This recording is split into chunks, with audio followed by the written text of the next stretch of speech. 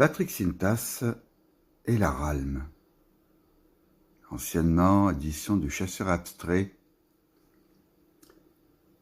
qui, selon les informations diffusées sur la Ralme, a dû être arrêté à l'époque, peut-être à cause de la chute des ventes de livres ou le désintéressement des lecteurs au profit des grosses maisons d'édition, pléthore. Bon, ça c'est un avis personnel.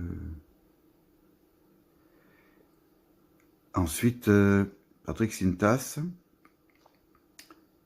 il a une œuvre quand même colossale. Hein. Il a 70 ans. Il est très discret sur sa biographie,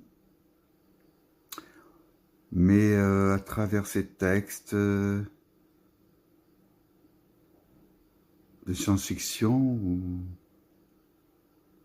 ou de double, on perçoit quand même toute une culture derrière, littéraire, picturale aussi. Et bien il aurait pu se contenter de faire son édition pour lui tout seul, ne proposer que ses œuvres, ses ouvrages, et puis voilà, ça aurait été un écrivain de plus qui ne pense qu'à sa gueule, quoi, avec un beau molon et une belle embouligue, comme dirait Rému. Eh bien non, Patrick Sintas, il a voulu ouvrir le champ. Et il a ouvert à d'autres auteurs,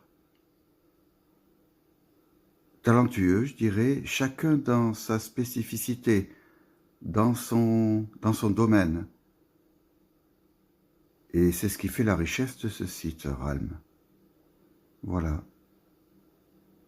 En plus, il y a un espace critique. On peut quand même poser des impressions. Des impressions que l'on a ressenties sincèrement en lisant les œuvres.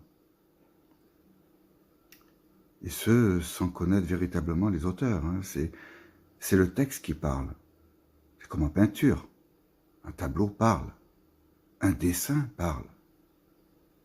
Un dessin, ça dit beaucoup de choses. Un dessin, ce n'est pas que des lignes.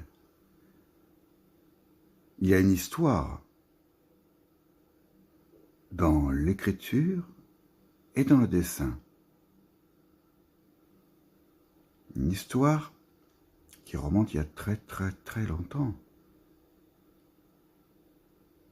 Et on peut suivre l'évolution de la vision de l'homme à travers sa main et son dépôt d'écriture ou de mine de plomb sur la feuille. Le dessin, comme l'écriture, est éternel. La peinture aussi, malgré les précautions d'usage pour la conservation, car c'est une matière qui est plus instable que le graphite. Eh oui.